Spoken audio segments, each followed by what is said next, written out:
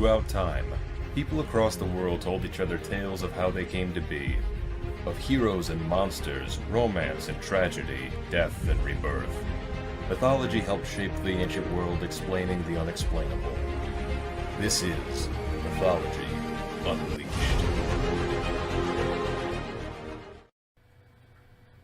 The ultimate fate of all living things, be they human, animal, or plant, is death. Though there are countless ways to meet this inevitable fate, some peaceful and natural, others sudden and tragic, the nature of death and what happens afterward have always been a grand mystery and a subject of speculation for thousands of years. In many cultures across the world, death is not the end, rather a transition from one plane of existence to another.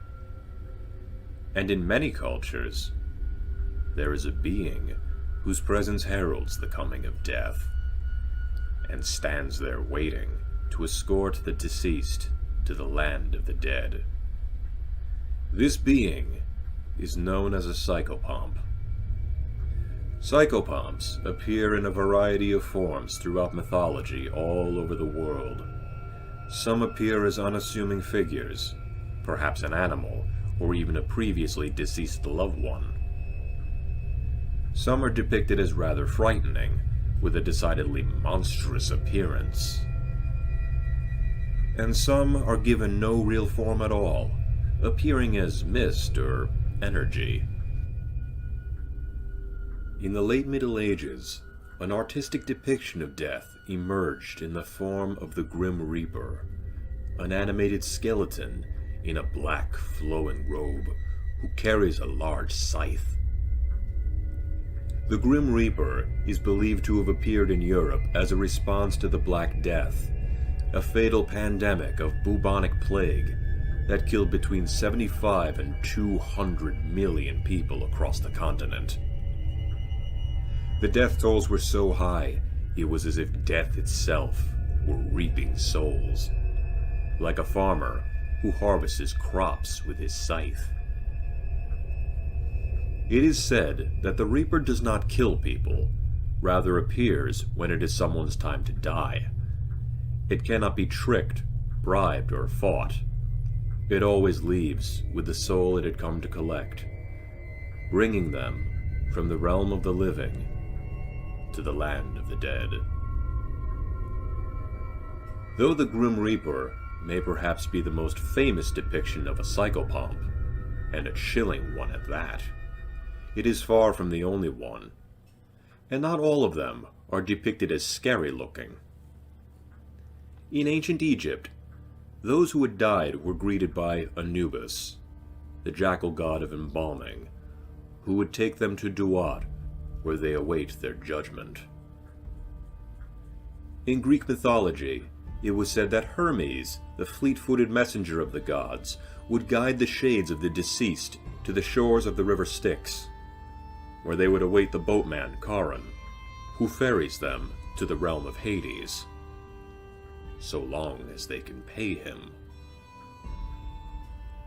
Chinese mythology tells of Hebai Wuchang, black and white impermanence, two generals of Daiyu who patrol the mortal world every night for the drifting spirits of those who have recently died.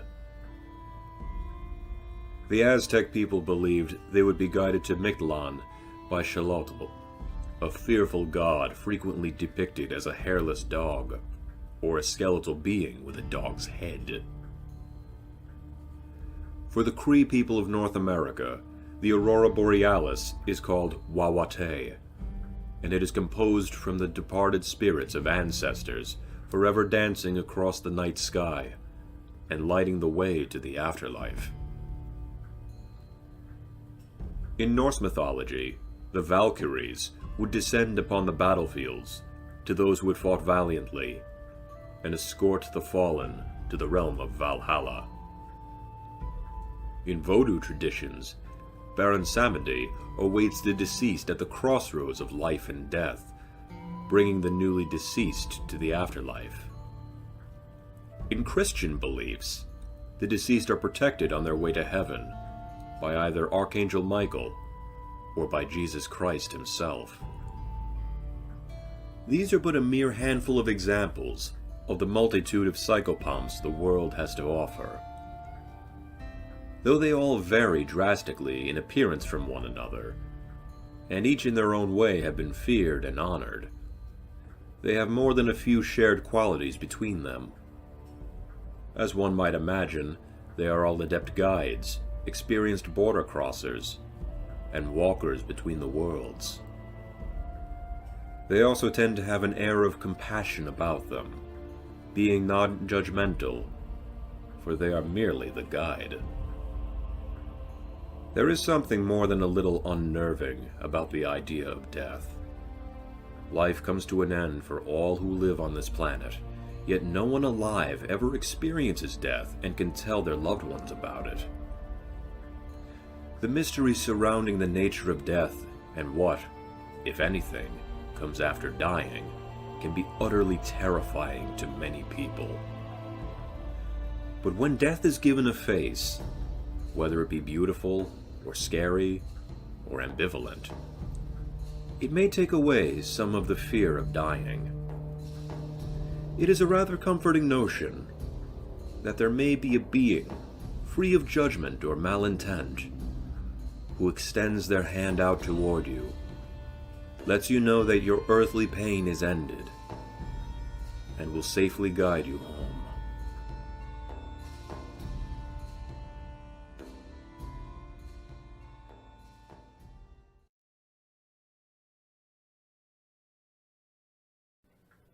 One of the oldest and most easily recognized gods of Egypt's vast pantheon is Anubis, or Anpu, the lord of the Necropolis, and first of the Westerners.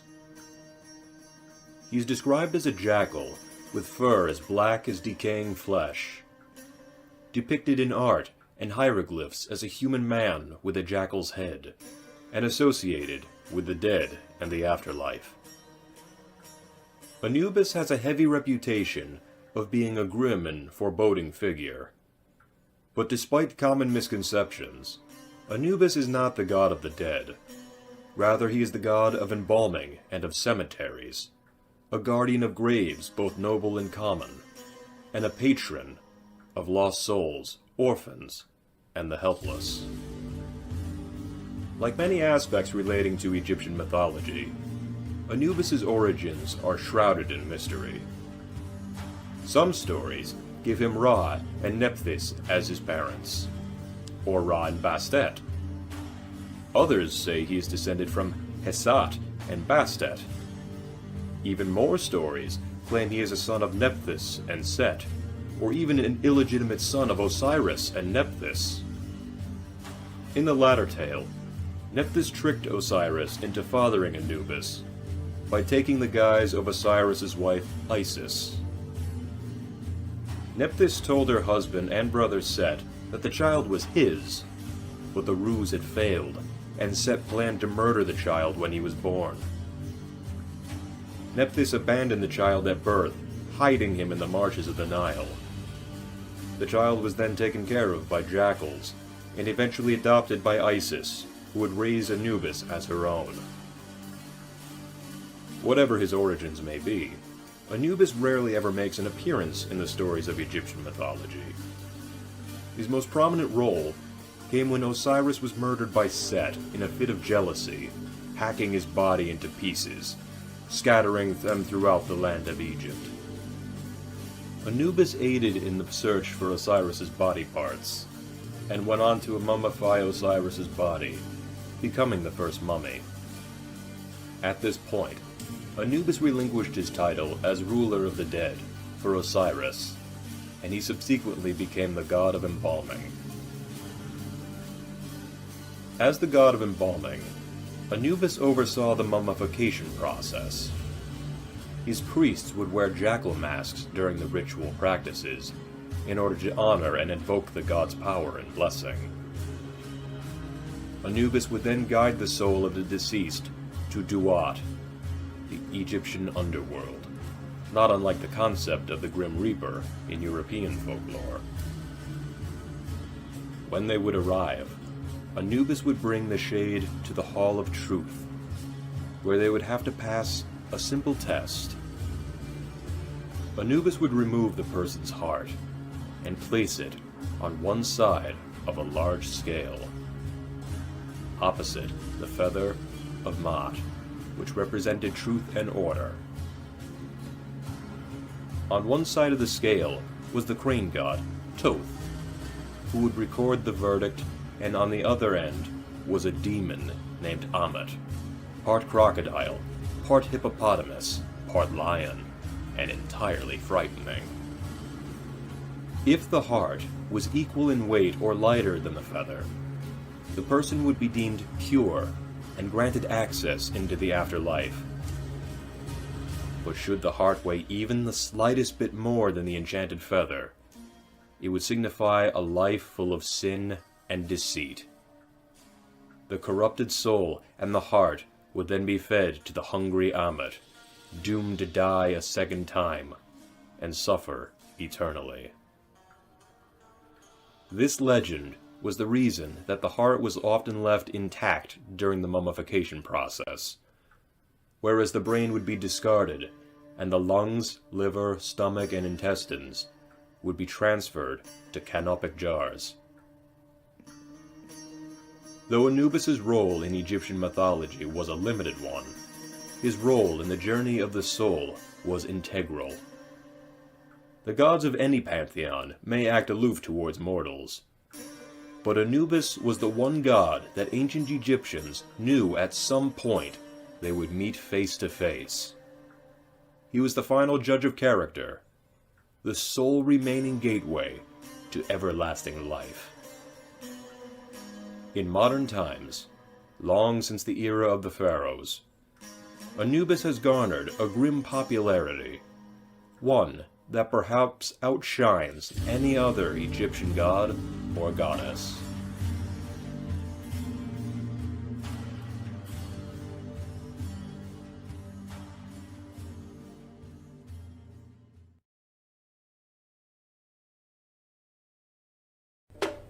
Death is the ultimate fate of all mortals, rich or poor, good or evil. In the lore of Haitian Vodou, the total master of the dead was the charismatic and audacious Lua called Baron Samedi. Baron Samedi is the leader of the Barons and the Gettys, the family of Lua that maintain order over life, death, and fertility. When people speak of the Baron, it is often in reference to Baron Samedi. Stylish and suave, he wears a black tailcoat, glossy top hat, dark eyeglasses, and carries a gentleman's cane, not unlike the visage of an undertaker. Oftentimes he is depicted as a handsome man, adorned with either a mask or face paint resembling a skull. Other times, he is seen as an animated skeleton. Regardless, he is simultaneously the life and death of the party, a fact he well knows.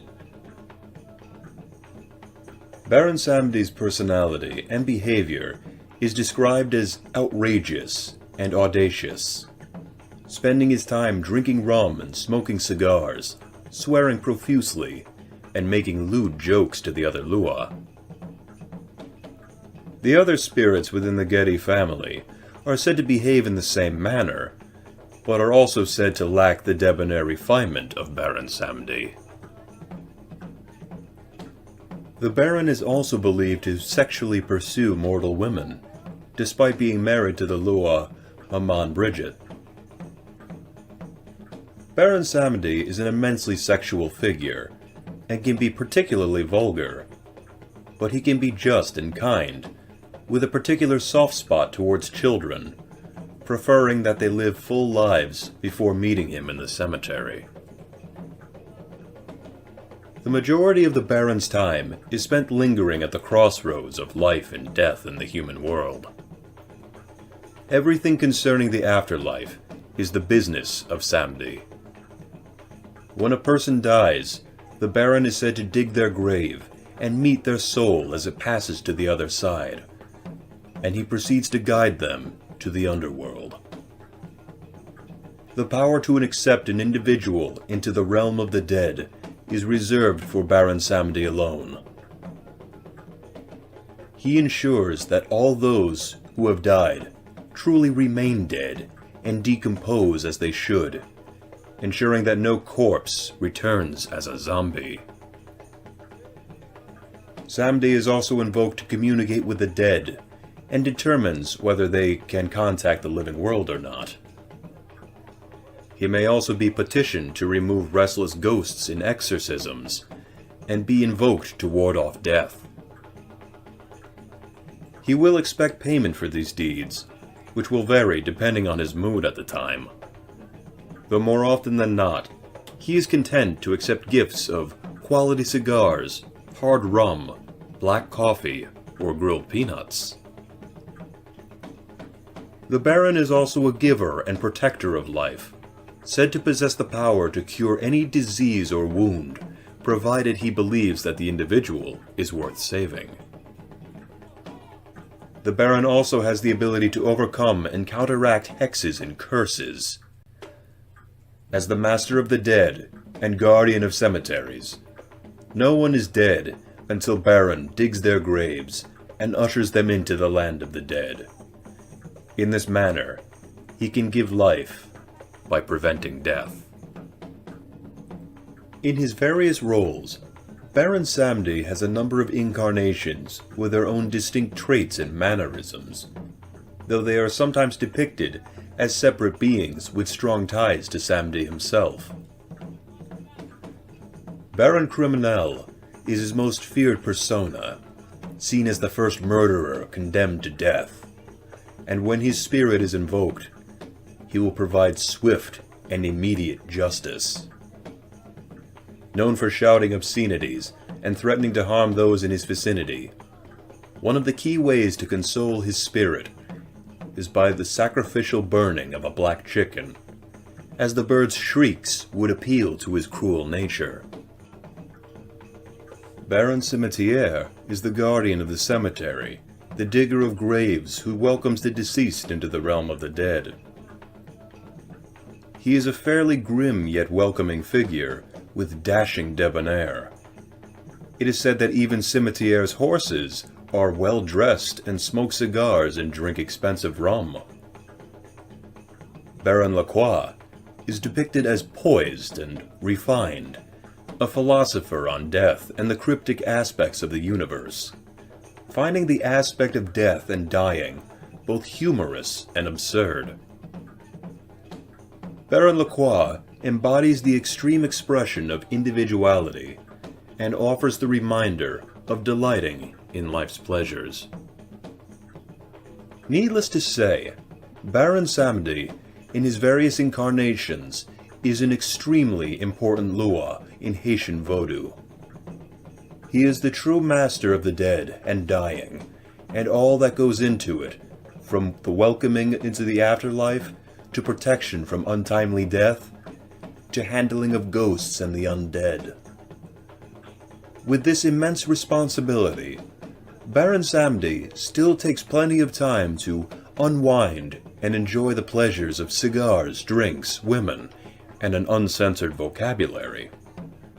He is the crossroads where sex and death meet, the embodiment of the undying life force. Through Baron Samedi, practitioners of Vodou are ensured that they indeed have friends on the other side.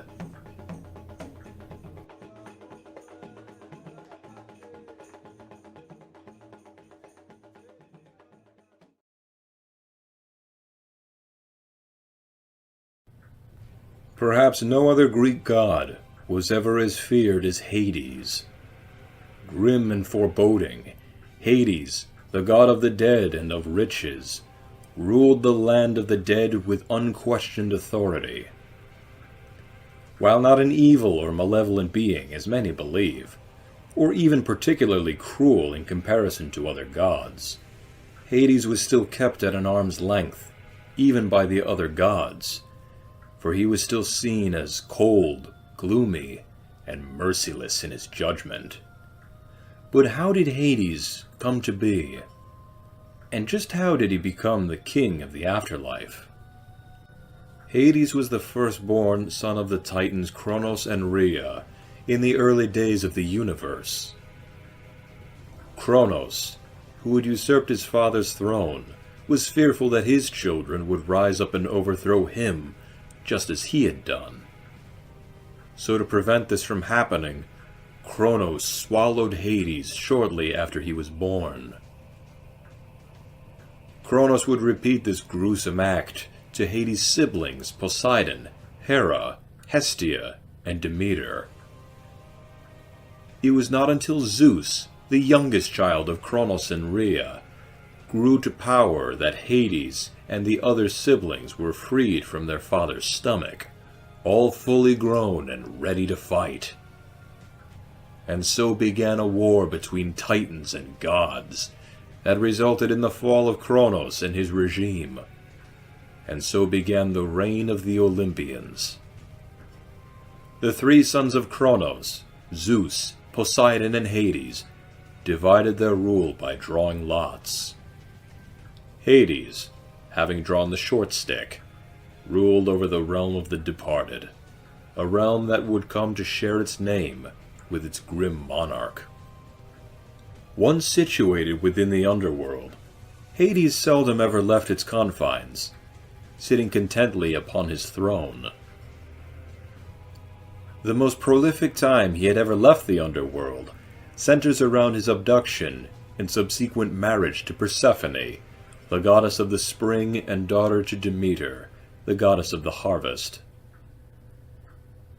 As the story goes, Persephone was frolicking in a meadow when the earth cracked open, and Hades, riding a large chariot drawn by black horses, whisked her away deep into the realm of Hades. Demeter searched tirelessly for Persephone, neglecting the growing world she had loved so much, and plunging it into a deep winter. It was not until the intervention of Zeus that things were put to right. As Persephone had consumed pomegranate seeds during her tenure in Hades' domain, she was to spend a month of the year for every seed she had eaten in the underworld with Hades. So while she was with her mother, the world would be warm and plentiful, with flowers blooming and crops bountiful. But when she would return to her husband, the world would gradually go cold and plunge into winter. From Hades came the Greeks' interpretation of how the seasons came to be. Unlike most other deities of the Greek pantheon, Hades seldom ever interacted with mortals. When he would, however, the common factor was a mortal who would try to outsmart him or cheat death. The result was invariably in Hades' favor. One such account was that of Sisyphus, a king who had angered Zeus and managed to trap Thanatos, the Greek god of death. When he finally died, he proclaimed to Hades that his wife had not performed the proper funerary rites, thus disrupting the procession of the underworld. Hades ordered Sisyphus to return to the land of the living to set things right. Sisyphus managed to escape death once more and did not return to Hades. That is, until he died of old age. Once more, Sisyphus was in the realm of the afterlife. But this time, there was no tricking the god. Hades threw Sisyphus to the bowels of Tartarus, where he was condemned to roll a massive boulder up a steep hill for all eternity. And each time he would reach the top, the boulder would roll its way back to the start, so the trickster would have to begin all over again.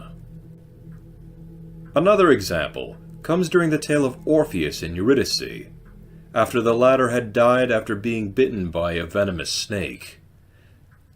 Orpheus, whose beautiful music could soothe and enchant all who heard it, made his way through the caverns of the underworld safely by playing his lyre. Enchanted by the dulcet tones of Orpheus's lyre, Hades permitted Orpheus to take Eurydice back with him to the land of the living. The caveat? Eurydice was to follow Orpheus out of the underworld, and Orpheus must not turn around to face her until they are both out of Hades' domain. As the pair walked on, Orpheus's anxieties overtook him, and just before they reached freedom, he turned back, only to see his beloved wife whisked back into the underworld. Orpheus was barred from entering again, and once again, Hades' word was final. Lastly was the case of Theseus and Pirithous, the latter of which planned to enter the underworld and take Persephone for his wife. Hades, well aware of their plan, offered hospitality as a ruse. When the pair sat down for a feast, snakes wrapped around their feet, Hades had trapped them for their audacity and arrogance. Theseus was eventually rescued by Heracles, better known as Hercules, but Pirithous remained trapped for all eternity on the chair of forgetfulness. Though not evil, or needlessly cruel as many believe him to be, Hades is nevertheless powerful. When he wants something, it is his. When he is slighted, his retribution is great and absolute. And these attributes, in addition to his gloomy abode and intimidating aura, made him not only well respected, but widely feared by the human populace. He was seldom depicted in art, and almost never prayed to. Hades' power and dominion over the denizens of the afterlife made him more than a little frightening, but every bit necessary to the natural order.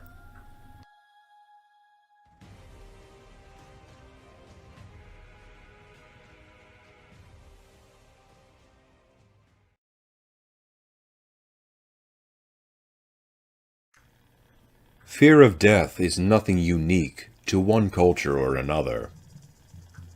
Across the globe, gods of death and psychopomps are portrayed as grim and standoffish, their arrival heralding that life in the mortal world has come to an end, and that a new life is set to begin. Though some figures, such as the Grim Reaper or Hades, may be intimidating, they are rarely, if ever, depicted as being bloodthirsty or predatory. However, in Maya mythology, the god Apuash is portrayed as a hunter in the night, a bringer of darkness, disease, and disaster. As repulsive and fearsome as a death deity could possibly be, Apuash was the ruler of Mitnal, the lowest level of Xibalba, the Maya underworld. Descriptions of Apuash's physical appearance vary from region to region and story to story. However, the consistent trait is his appearing to be in some state of decomposition. Most depictions of Apuash featured him as a skeleton figure, with protruding ribs and a death's head skull. Other artistic portrayals depict him as being particularly bloated, resembling a human corpse in an advancing state of decomposition. Due to his association with owls, he has been portrayed as a skeleton with an owl's headdress, or as a freakish chimera of a giant owl and a human skeleton, or even just as an ordinary owl flying through the nighttime sky. As Kaizen, he was a dancing human skeleton smoking a cigar. But in a disturbing twist, he would wear a gruesome collar of human eyes dangling from their nerve cords around his neck. He was known as the Stinking One, as the root of his name translates to flatulence or stench, implying that the god had a foul odor about him, perhaps a decaying smell, if you will. Though there were many gods of death in Maya mythology residing within Xibalba, Puch was perhaps the most feared. He was envisioned as a hunting figure that stalked houses of people who were injured or sick. In order to ward him off, people would typically engage in extreme, loud mourning after the death of loved ones, preventing him from taking any more down to Mythenol with him. Perhaps out of fear of the god, or due to European colonization, there are no surviving myths that feature Puch, save for brief mentions in the Popol Vuh and other surviving texts of the Maya civilization. There were no temples dedicated to him, no prayers or rituals to appease him, only methods to ward him off, as if he were a sickness to the body, or a carnivorous animal preying upon livestock. In various artworks of the age, he would be seen in the company of gods of war and of sacrifice, a far cry from many other gods of death in mythology, who, aside from perhaps close associates, were practically isolated away from the rest of their respective pantheons. Spanish conquistadors were said to have associated him with the Christian devil, who was also said to prowl the earth like a hungry lion. While fear of death, the unknown, and even gods are pretty common phobias, especially within the ancient world, nothing comes close to the amount of fear that the Maya held for Puch. One could even argue that though he had the status of a god in their pantheon, he may have been held in regard as more of a monster.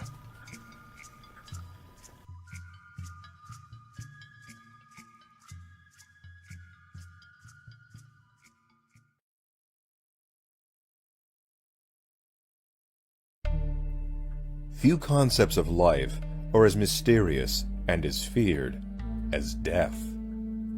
It comes in countless different forms, and has been painted in many grim and poetic ways in mythology and folklore. Many cultures speak of an entity that personifies death, a psychopomp, perhaps a god or a spirit, one who is often macabre, standoffish, and even menacing in either appearance or in behavior. From Anubis of Egyptian mythology, to Puch in Maya mythology, to the Grim Reaper of medieval Europe.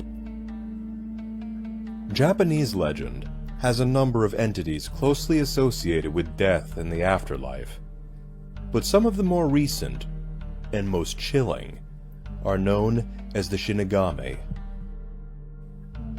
With a name formed from the words Shi and Kami, meaning death and God respectively, Shinigami are a relatively more recent aspect of Japanese mythology, first appearing in the lore during the Edo period, when Japan came into contact with Western cultures. It is theorized by many that the Western folktales of a Grim Reaper served as the original inspiration for these Japanese death spirits. Prior to the concept of the Shinigami, traditional Japanese beliefs did not view death as something negative or something to be feared, but as a normal part of the cycle of existence. Much like the European Grim Reaper, the Shinigami are ominous, though not violent figures, who remain invisible to all save for those who are about to die, or those who are dangerously close to death. The appearance of a Shinigami varies from tale to tale, partly due to being invisible to mortal eyes. Though not described as being shapeshifters, Shinigami never have the same look or shape, making them somewhat difficult to immediately recognize to those who encounter them.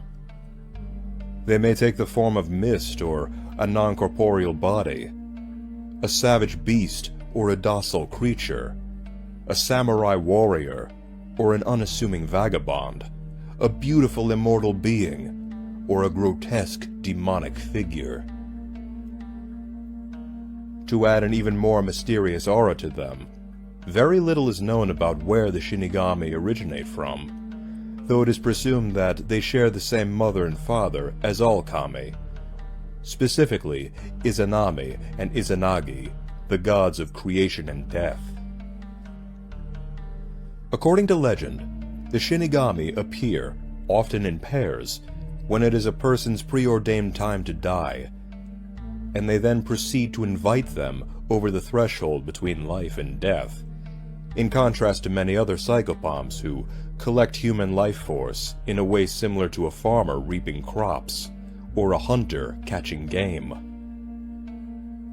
In a classic Japanese story, a man contemplated suicide when his life fell to pieces, and he soon came face to face with a Shinigami.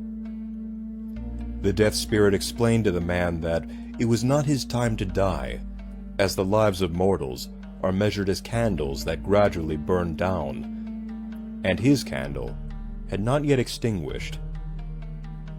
The Shinigami then told him a secret that could help him make some money, a magical incantation that could send death away. So the man pretended to be a doctor, and visited the deathbeds of patients, utilizing the magic words taught to him to repel Shinigami. There was a catch, however, as the incantation could only work if the death spirit was sitting at the foot of the bed. Should the Shinigami be at the person's head, the person's candle is burnt up. Their time has come, and no force on earth could undo this. This magical scam caused the man to become extremely wealthy, but his luck ran out one day, when he found a Shinigami sitting at the head of the bed of a dying man. Though there was nothing that he could do, the family of the dying patient offered the fake doctor an obscene amount of money to save their loved one. In a moment of greed and cunning, the man attempted to trick the Shinigami by turning the bed around so that the spirit would be at the person's foot. But when he recited the incantation, his own candle burned out, and he died on the spot. Death gods and psychopomps are a nigh universal concept throughout world mythologies, and are often grim and foreboding in either appearance or behavior, and many times both. The Shinigami of Japanese mythology are no exception to this rule, appearing in a host of different forms when it is a person's time to pass on. Though they were clearly influenced by Western legends, and are notably darker than most other Japanese figures associated with death in the afterlife, the Shinigami harken back to traditional Japanese values of treating death with respect rather than fear, and the kami themselves appearing as almost caretakers to the deceased, rather than a collector or a reaper or a hunter. Nevertheless, the Shinigami were perhaps the last supernatural beings that the Japanese people of long ago wished to encounter. And yet, it was believed that encountering them would be utterly inevitable.